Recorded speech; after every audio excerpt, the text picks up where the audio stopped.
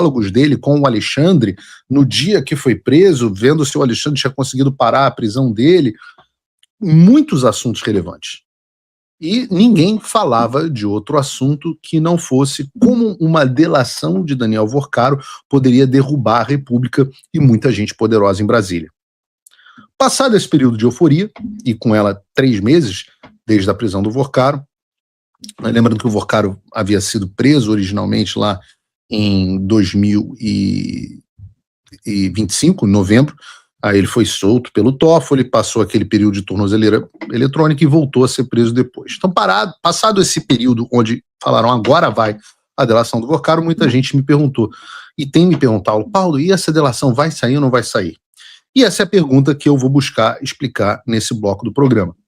E para isso, eu quero reagir a 2 vídeos, então eu vou dar as informações que eu tenho a partir das minhas próprias apurações. E com isso eu tenho a certeza de que essa questão vai ficar talvez um pouco mais clara para vocês aqui no programa. Gabriel, coloca o primeiro vídeo, e para as pessoas não se desacostumarem, o primeiro vídeo vai ser da Malu Gaspar. Fazer uma conta de chegada da impressão. Ele pegou, o que vocês sabem? Vocês sabem... Fazer uma conta de chegada da impressão. Ele pegou, o que vocês sabem? Vocês sabem do Ciro, sabem do Flávio, sabem disso aqui? Então eu vou contar. Inclusive eu contei também na semana passada sobre um novo contrato do Alexandre de Moraes, em que ele diz que havia esse contrato, que o contrato não foi assinado, o contrato da mulher do Alexandre de Moraes, do escritório, e que esse foi por uma outra empresa, esse contrato começou a ser feito no momento em que a Márcia começou a enfrentar crises, e que ele fez um novo contrato de 50 milhões de reais, que seria pago por uma outra empresa do sistema, do ecossistema Vorcaro, e que teria a ver com o fato de que, olha, ele queria tanto vender o banco, tanto que a tese não era furada, né, porque tem essa suspeita que ele não ia vender nada, que ele ia fugir, e que tanto que essa tese não era furada, que ele fez esse novo contrato que acabou não sendo assinado. Porque... Não se confundam aqui, tá?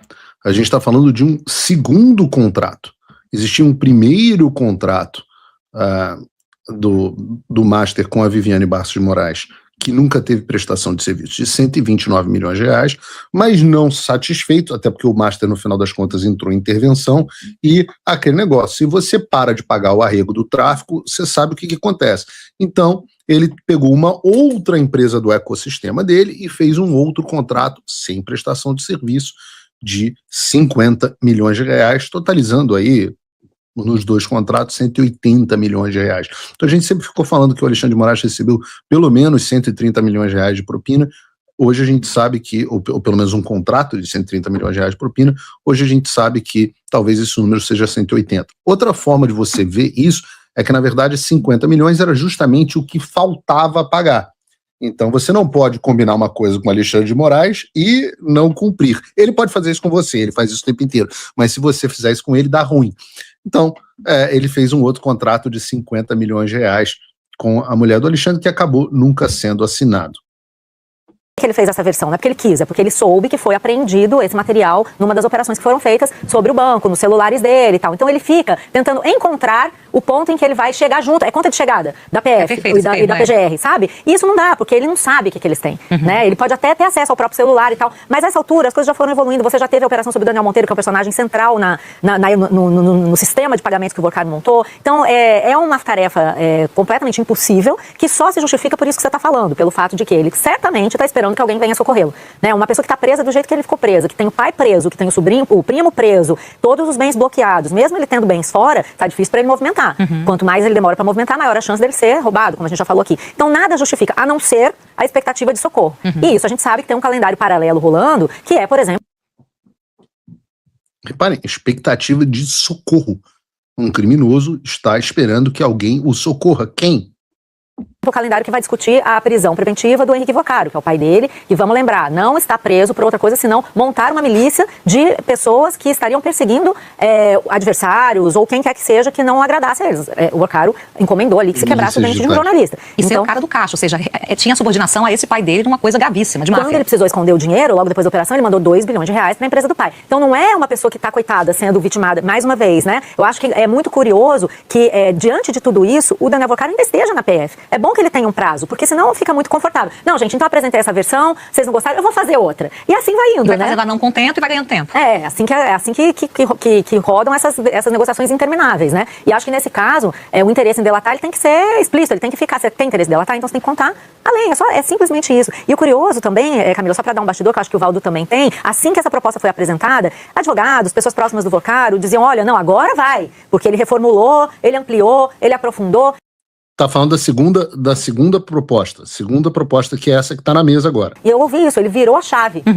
Bom, pelo que a gente está ouvindo de retorno, nem tanto assim, né? A chave não virou, deu jeito que ele está achando que ele fez, assim, novamente subestimando os investigadores e, acredito eu, pensando num socorro. Só para fechar essa coisa do Henrique Vocaro que eu deixei solta a ideia, tá em discussão se a prisão preventiva dele vai ser confirmada ou não. O ministro Gilmar Mendes, que já andou falando que quer ver se houve alguma coisa, algum abuso praticado contra o pobre do Henrique Vocaro, ele vai decidir se ele vai ser contra ou a favor dessa prisão e aí a votação continua. Esse pode ser um sinal que o Daniel Vocaro está esperando, assim como lá atrás, né? Já houve esses outros momentos de confirmação de prisão, que ele fica ali esperando, aí ele vê que não vai, ele avança um pouquinho mais na delação. Mas eu acho que isso tem que ter limite mesmo. Fez bem o ministro André Mendonça de colocar um prazo, porque senão nós vamos ficar assim, né? Delator premium. Ele tem acesso VIP, área VIP, e fica lá falando, enrolando todo mundo, aí não dá, né? Tá certo? Essa resposta é bonitinha. Delator premium. Ele tem acesso VIP, área VIP, e fica lá. Essa é bonitinha. Não sei quem é, mas bonitinha. E quando você ouve o comentário da Malu, aqui a coisa já começa a fazer sentido. Porque até agora o Vocaro não entregou nem nessa segunda proposta de delação quase nada que a Polícia Federal já não soubesse, e o que ele entregou que a PF não sabia, ele disse que não tinha crime, né? Ou seja, ele está, segundo a Malu Gaspar, enrolando. E enrolando por quê? Ora, ela diz que ele está esperando um socorro externo. Ela fala isso repetidas vezes, e é interessante como a imprensa fala isso assim, sem o menor pudor. Porque quem viria salvar o Daniel Vocaro? O Chapolin Colorado?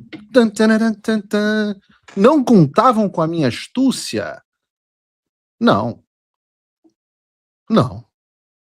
Quem será que viria salvar o criminoso Daniel Vocaro? Bom, a própria Globo News falou sobre isso. A Andréa Sadi falou sobre isso. E antes de eu falar com vocês, eu vou botar vocês para assistir um pouquinho mais de Globo News. Mas calma que vai passar. O Vocaro está apostando no tempo. O Vocaro está apostando que o sistema vai salvá-lo. Ele fez investimentos em ativos importantes. Mais uma dizendo que está esperando socorro. Ela já começa a dar pistas. Socorro de quem? Socorro do sistema. Do sistema, dos poderes, e acha que ainda vai ter o retorno disso. Mas você fala, não é possível, com o avanço dessas negociações. Ora, se ele está contando com o tempo, ele está contando com um outro momento, um outro ambiente da política. O que seria isso? Um pós-eleição. E aí passaria mais um tempo na prisão e ele acha que pode ter uma acomodação no pós-eleição por parte desse sistema. Que você fala assim, ninguém sabe o que vai acontecer na eleição. É verdade, não sabemos. Mas vamos supor que o presidente Lula ele seja reeleito. Você tem um Congresso que vai ficar ainda mais forte, pelo que as pesquisas estão dando, para direita, o grupo do Centrão. Que são os grupos onde o Vocaro atuava com mais... Sem cerimônia, Lins, vou botar assim. O horário não permite. Acho que o Vocaro atuava mais nos grupos da esquerda, não? No Centrão também. Mais mais intimidade. Então apostaria nessas conexões. Aí você fala assim, mas isso aí é um terreno Lula. Bom, mas até aqui, o que mais que a gente pode imaginar de uma pessoa que está presa, que já sabe o que... O próprio celular é uma delação premiada. E está na segunda negociação e ainda assim, na visão de investigadores, não avança. Então que esse seria o cenário agora, desde sempre, na verdade, mas que agora está ficando ainda mais claro para investigadores que estão envolvidos com essa apuração. Então, o que eu tenho para dizer para vocês é o seguinte. Esse comentário bate parcialmente com as informações que eu tenho apurado. Eu não tenho as mesmas fontes da Sadi e da Malu Gaspar, mas a gente tem os nossos contatinhos, né? A gente sempre tem. De fato, Daniel Vocaro está fazendo uma conta de chegada e segurando a delação, e evitando entregar aquele que todo mundo sabe que está metido até o fim, que é o Alexandre de Moraes. E a razão dele é muito objetiva. As pessoas, o sistema a qual a Andréa Sadi se refere, as pessoas a qual a Malu Gaspar se refere, de quem o Vocaro está esperando um socorro, são ninguém mais, ninguém menos que Alexandre de Moraes e Gilmar Mendes, que tem mandado, segundo a minha apuração, recados pesados para Vorcaro para segurar as pontas e aguentar firme, porque essa crise, segundo eles, vai passar. É exatamente por isso que o Vorcaro não está entregando quem que ele tem que entregar. É por isso que a tão esperada delação, que pode derrubar a República, não passou até agora de informações desencontradas. E aí você entra em um impasse, porque ao mesmo tempo em que isso acontece, e o Vorcaro entregue migalhas à Polícia Federal, o André Mendonça não é idiota e não vai aceitar uma delação que não tenha o Alexandre, que é o principal e mais poderoso beneficiário desse esquema. Não existe delação premiada de Daniel Vorcaro sem explicar a relação com a Viviane de Moraes, sem explicar os encontros com o Alexandre de Moraes. Não existe. Não existe como explicar a intervenção do Alexandre de Moraes junto ao Banco Central, junto ao BRB. É impossível.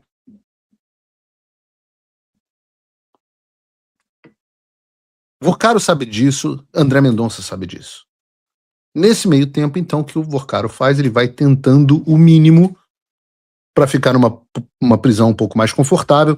Já se ferrou, uma vez que foi, dizem que está numa prisão agora bastante desconfortável, está na expectativa de voltar a ter uma condição mais confortável e ganhar tempo. É esse o recado de Gilmar Mendes e Alexandre de Moraes para Vorcaro. Então ele vai entregando pedaços da delação para ver se agrada o André Mendonça e a Polícia Federal, que ficam numa posição cada vez mais frágil, sobre a qual eu vou falar. Ontem, por exemplo, o Igor Gadelha publicou no Metrópolis que a nova delação do Vorcaro mudou, e já cita, por exemplo, o Antônio Rueda, o presidente da União Brasil. Cita também, finalmente, aqueles que nós já falamos aqui no programa que estão metidos com o Vorcaro até o fim, e eu tenho detalhes dessa história. Estamos falando do PT da Bahia.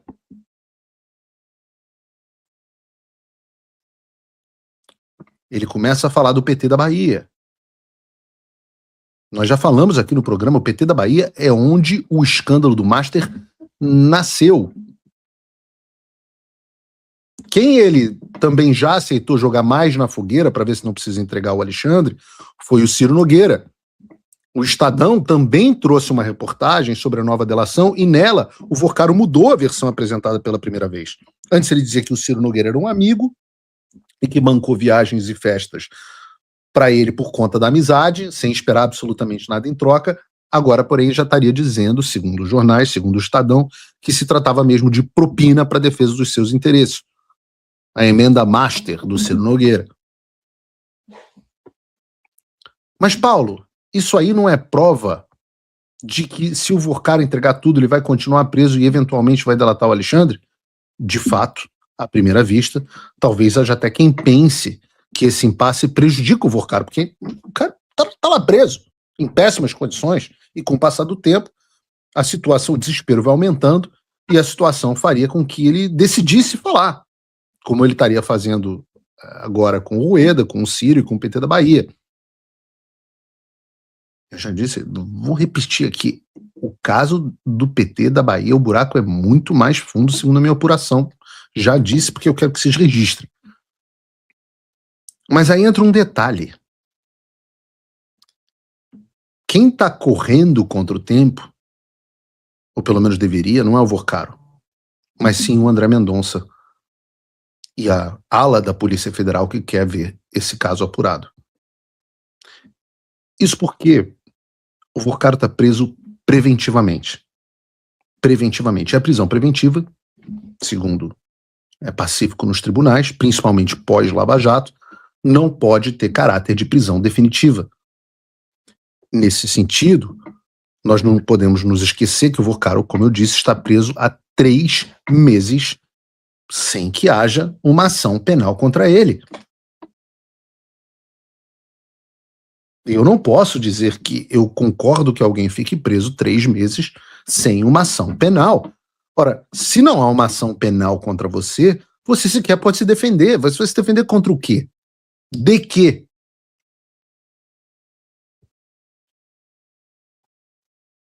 Nós reclamamos disso em relação ao Alexandre de Moraes, e eu não posso, em sã consciência, justificar isso em relação ao André Mendonça. E, óbvio, só existe garantismo na esquerda para bandido, traficante, corrupto e por aí vai. Mas pensando nisso, como vocês acham que o Supremo Tribunal Federal vai decidir quando a defesa do Vorcar entrar com recurso dizendo que a prisão dele é ilegal? Ora, hoje nós não sabemos. Parece que nós temos um Fux, aliás, viva o Fux, e um Mendonça convictos na necessidade da manutenção da prisão, não sabemos por quanto tempo, mas restam na segunda turma o próprio Gilmar Mendes e Dias Toffoli, obviamente enrolados. O fiel da balança seria, então, Cássio Nunes, que, segundo muitos dizem, também está complicado em algum grau com o Vorcaro e não parece muito convicto em relação a esse caso. Então não seria impossível pensar, portanto, que em algum momento vão soltar o cara e aí esquece a delação. Nos bastidores, a Polícia Federal já estaria avaliando rejeitar essa nova delação do Vorcaro ainda sem o Alexandre. E a Veja reportou que eles estão esperando só um parecer da PGR para anunciar a decisão oficialmente. Concorrentemente, o Metrópolis trouxe uma apuração com o seguinte título: a ala da PF vê risco de desgaste se a PGR aceitar a delação de Vorcaro.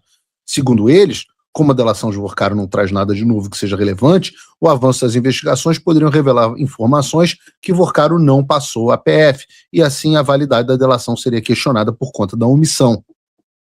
Na reportagem, eles dizem também que o André Mendonça dificilmente homologaria uma delação construída apenas pela PF ou pela PGR. Ou a delação é constituída por todos os membros da investigação, ou ela vai morrer na praia. E é nesse caso e nesse caos que o Vorcaro está colocando as esperanças dele de ser resgatado e sair da prisão pela porta da frente.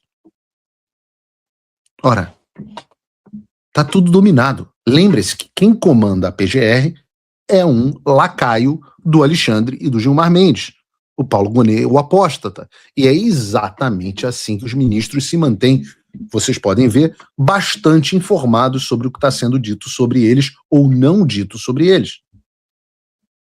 Então é uma corrida contra o tempo, é uma corrida contra o socorro do sistema. E é sobre isso que nós estamos falando aqui hoje. É uma corrida contra o socorro, esse socorro que André Sadi e Malu Gaspar dizem que Vorcaro espera do sistema. Leia-se Gilmar Mendes e Alexandre de Moraes, principalmente. E qual o antídoto contra isso? O que está faltando? O antídoto é óbvio. E aqui eu faço um apelo ao ministro André Mendonça, que às vezes assiste o Paulo Figueiredo Show. Ministro, o senhor precisa ter um pouco de coragem.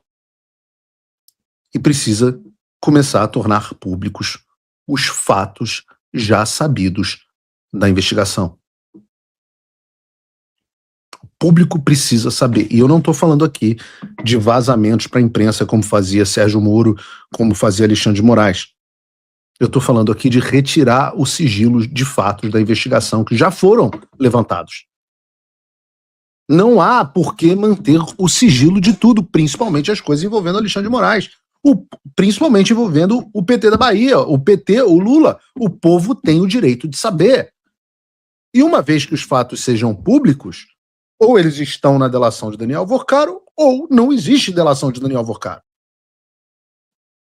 E volto a dizer, o povo tem o direito de saber o que acontece no Brasil. Em relação a todos.